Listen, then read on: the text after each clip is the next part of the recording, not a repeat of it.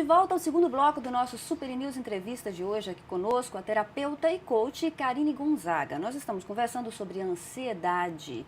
Karine, voltando ao nosso papo do primeiro bloco, falando sobre ansiedade, essa questão de reprogramação mental. Eu gostaria que você falasse um pouco mais desse tratamento, como que funciona essas técnicas, tem como? Sim.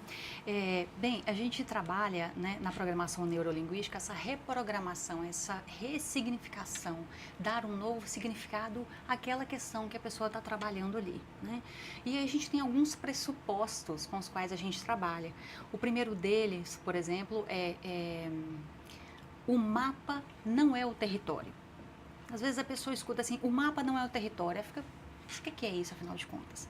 Bem, nós temos uma grande mania de querer que o outro pense como a gente, né? Eu quero que o outro entenda o que eu estou falando, eu quero que ele veja como eu vejo, eu quero que ele calce os meus sapatos e sinta o que eu sinto. Bem, eu tenho o meu mapa e o outro tem o mapa dele. Eu tenho o meu mapa e você tem o seu, Kênia. Nós nunca veremos o território que nós vamos precisar da mesma forma. Eu vejo o meu mapa e percebo que de uma forma eu consigo chegar onde eu quero e você olha o seu mapa e percebe que você vai fazer um caminho diferente do meu. A vida é assim, cada um tem o seu mapa. Esse mapa não é o certo, né? Como eu falei, nós enxergamos as verdades por filtros, né? Omissões, distorções e generalizações. Então nós costumamos generalizar da seguinte forma: o meu mapa é o correto. Então esse é o primeiro pressuposto da reprogramação mental, né? Primeiro ponto que tem que ser trabalhado. Primeiro ponto, de que eu tenho um mapa e o outro tem outro mapa.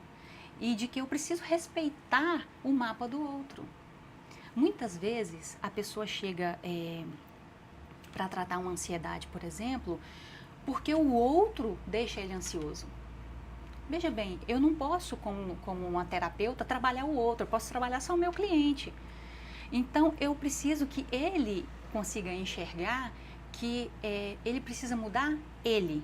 E que, por incrível que pareça, quando eu mudo, o mundo ao meu redor muda também. Verdade. Né? Então, às vezes, é o que eu converso muito com o adolescente, às vezes o adolescente ele quer, mas meu pai podia ser assim, podia ser assado, então mude você.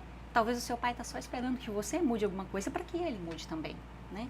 Então, o primeiro passo é esse, é entender que o outro vê as coisas de uma forma diferente da minha e de que necessariamente ele não precisa enxergar como eu enxergo. Ele pode enxergar de uma forma diferente e ter resultados tão bons ou até melhores do que os meus. Incrivelmente, eu acho que mesmo se percorrêssemos o mesmo trajeto, o mesmo percurso, o mesmo caminho, os olhares ainda assim seriam diferentes, porque as pessoas são diferentes. As experiências seriam diferentes, a forma de ver aquele caminho.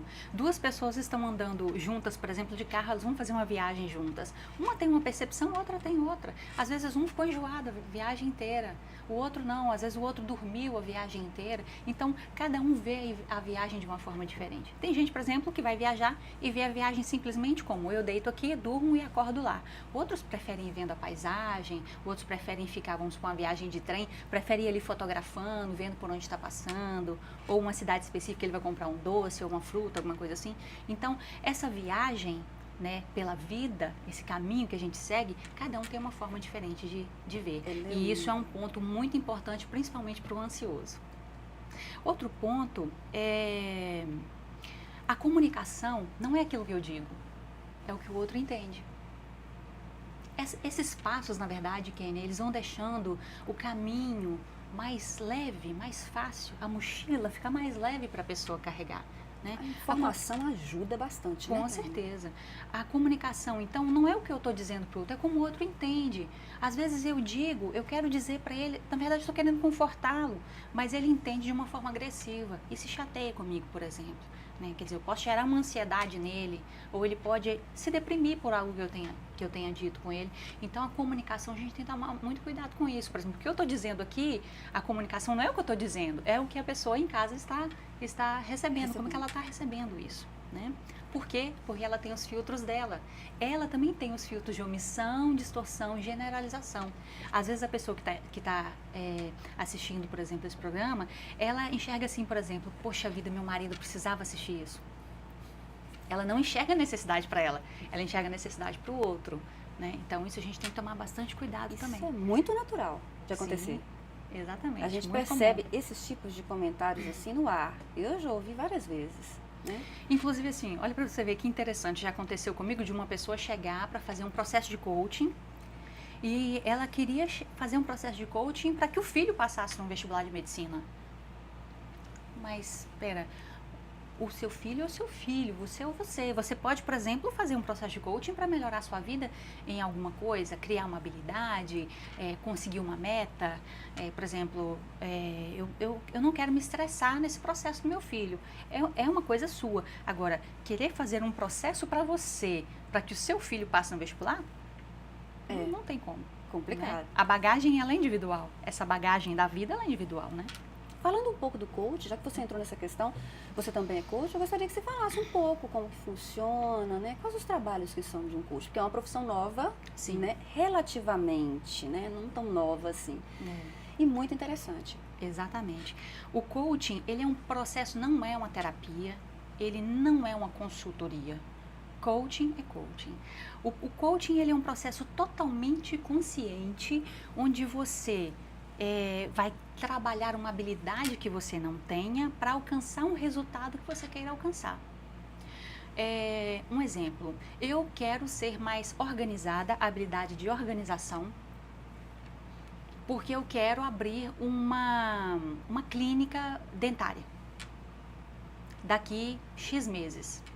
Então, no processo de coaching, nós vamos trabalhar essa habilidade que você não tem ainda e trabalhar esse planejamento, né? Que em tempo X você vai querer alcançar aquela coisa específica. E o coach, que é o profissional, ele te ajuda daqui, do momento em que você está trabalhando essa habilidade o tempo inteiro, até chegar o momento que você vai, por exemplo, no caso uma clínica dentária, que você vai realmente inaugurar a sua clínica, né? É um processo de 3 meses, onde nós trabalhamos uma vez por semana. Os resultados são muito efetivos, desde que a pessoa realmente se intere daquilo ali, participe realmente. É um processo dela, não é um processo meu, é a bagagem dela, não é a minha bagagem, né? Realmente, o coach, que é o profissional, ele vai te auxiliando a usar ferramentas. Ele fala, olha, essa ferramenta é uma ferramenta legal. A pessoa que é muito tímida, por exemplo, né? A gente faz, inclusive, treinos com ela, de uma conversa, de um desenvolvimento numa palestra ou numa reunião, né? Então, o coach, ele é esse profissional que faz esse acompanhamento, esse desenvolvimento com essa pessoa. Interessante que acaba com tudo isso, esse suporte que o coach dá, a pessoa tendo mais segurança, né? Com certeza. E essa questão da segurança, ela está muito ligada à questão da ansiedade, porque eu imagino que o fato de você não dominar uma situação, no caso você citou o exemplo da clínica que vai abrir, você fica muito mais propenso a ficar imaginando o que pode acontecer. E com o auxílio do coach, você está ali planejando, automaticamente a sua ansiedade vai reduzir. Diminui. Seria isso? Com certeza, porque você já vê os passos, né? A pessoa que quer, por exemplo, vou continuar no exemplo da clínica. A pessoa que quer abrir uma clínica daqui 6 meses, por exemplo, geralmente a pessoa já não põe uma data, né? Eu quero abrir uma clínica. Geralmente as pessoas dizem isso. Eu quero abrir uma clínica. A pessoa que não sabe quando que vai acontecer aquela meta dela, a pessoa que não dá data específica para uma meta, ela corre um risco muito grande de passar por aquele tempo e passar a vida inteira sem conseguir realizar os sonhos dela. Já começa daí. Ter uma meta é saber o que você quer. Necessariamente, a pessoa não chega com uma data. Eu quero abrir uma clínica em 6 meses, até o dia tal, do mês tal, do ano tal. Mas ela chega com aquela certeza assim, olha, eu tenho vontade de ter isso. E aí nós começamos a desenvolver no processo de coaching esse processo. Eu costumo dizer o seguinte, o coaching, ele é uma escada. É degrau por degrau. E você vai aprender a subir cada degrau. E é uma escada que, quando você sobe, eu imagino que você não desce mais. Que é como aquela frase do Albert Einstein fala, né? Que uma mente que se abre para um novo conhecimento jamais retornará ao tamanho original. É basicamente isso. Exatamente. Que você aprendeu e vai levar para a vida toda. Então, se você aprendeu a ser mais organizado, você vai ser mais organizado. Pois é. E se você é mais organizado profissionalmente, automaticamente essa organização ela vai se espalhar pelas outras áreas da sua vida. Na saúde você vai ser mais cuidadoso, você vai ser uma pessoa mais organizada para arrumar um tempinho para o seu hobby preferido, né? Para aquela atividade que você gosta. Emocionalmente você vai ser uma pessoa mais organizada. Na família você vai arrumar um tempinho para tudo, né? Com isso tudo, o que diminui? A sua ansiedade. E você ganha muito mais saúde e qualidade de vida. Com certeza. Porque isso deve ser um desgaste terrível. A ansiedade deve causar vários outros sintomas assim, se espalhar pelo corpo, né, Karine? Exatamente. E os sintomas da ansiedade, hoje em dia, quando você conversa com as pessoas, todas elas têm. Por exemplo, dor de cabeça e dor muscular. São sintomas da ansiedade. Ah, eu tenho dor de cabeça, tenho dor muscular, sou ansioso? Não necessariamente. A pessoa muito irritada, a pessoa que não sabe receber um feedback, a pessoa que está sempre com aquele ar de cansado, que dá 10 horas da manhã já está cansado, 11 horas da manhã. Tudo isso são sintomas realmente da pessoa ansiosa. E quanto mais ansiedade, menos animada ela fica para reagir, né? Até que uma hora ela precisa realmente tomar uma iniciativa. Até por isso existem os profissionais no mercado, né? Para ajudar a pessoa a realmente ver, tá na hora de startar isso aqui? Tá na hora de deixar de lado isso aqui? Como que eu vou trabalhar isso? Porque é tanta coisa que acontece na mente da pessoa, Kenny, que realmente é difícil ela conseguir enxergar o momento, como que ela vai fazer para sair daquela situação. Em consultório a gente faz muito o que a gente chama de... A gente tira a pessoa da situação, a gente faz com que ela enxergue quase ela mesma de uma forma assim, como se ela fosse uma terceira pessoa, para que ela consiga enxergar qual é a situação que ela está. Porque você estando na situação, é aquela coisa assim, geralmente quando você está com um problema, é um amigo que chega e fala assim, nossa, Kênia, isso seria tão fácil resolvido se você fizesse assim, assim, assim. Né? Por quê? Porque a pessoa de fora ela consegue enxergar melhor a situação do que a pessoa que está no problema. E no coaching a gente faz muito isso. A gente dissocia a pessoa da situação para que ela consiga enxergar o que você vai fazer com isso aqui. Como que você vai subir esse degrau? Você vai precisar de colocar uma escada? Vai ter que dar outros passinhos até chegar no próximo degrau, né? Então, ela precisa enxergar isso. E com isso, automaticamente, o nível de ansiedade, de estresse também diminui bastante.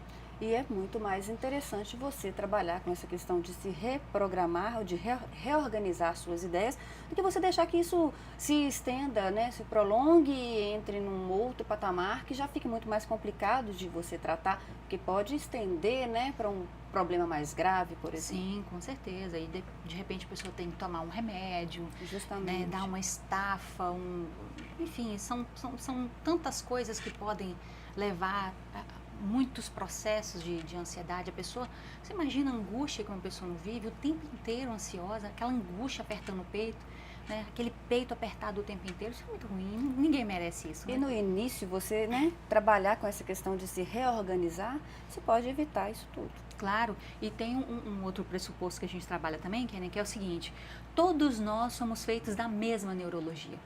Todos nós somos feitos da mesma neurologia. Nós somos feitos iguais. O ser humano, né, é feito igual. Ou seja, se um pode, o outro pode também. Se um pode sair de uma situação, o outro também pode. Aí voltamos naquela questão. Quais são as histórias que você está contando para você que estão fazendo com que você não consiga sair dessa situação? Né? Ficar com coitadismo, que a gente costuma falar, né? Ficar com coitadismo não vai te levar a nada. Né? Então, às vezes é o momento de você procurar uma ajuda, falar, não, eu quero, mas eu não sei como. Já é o principal. É o que nós estávamos conversando, né, da frase, faz parte da cura o desejo de ser curado. Perfeito. Você pode ter um remédio ali pertinho de você, que você sabe que vai melhorar a sua dor de cabeça. Mas você fica olhando para ele e sentindo a dor de cabeça, e olhando para o remédio e sentindo a dor de cabeça, não vai adiantar nada. Pega logo, né? Pega logo esse remédio, ou seja, toma essa atitude, né? Se você sabe que aquilo ali vai ser bom para você, né? Pega logo aquilo e toma, né? Ou seja, precisa da nossa ação, não é só o desejo de querer que aquilo aconteça. O desejo é a mola propulsora, é aquilo que vai te dar a força para você tomar a atitude. E a gente só corre atrás daquilo que a gente realmente deseja, do que é realmente caro pra gente, do que realmente a gente gosta de cuidar. Vou te dar um exemplo. A gente tem seguro de vida, a gente tem seguro do carro, mas a gente não tem seguro emocional. Verdade. Não é? Olha só, Nós cuidamos do que é caro para nós e nós deixamos de cuidar do principal.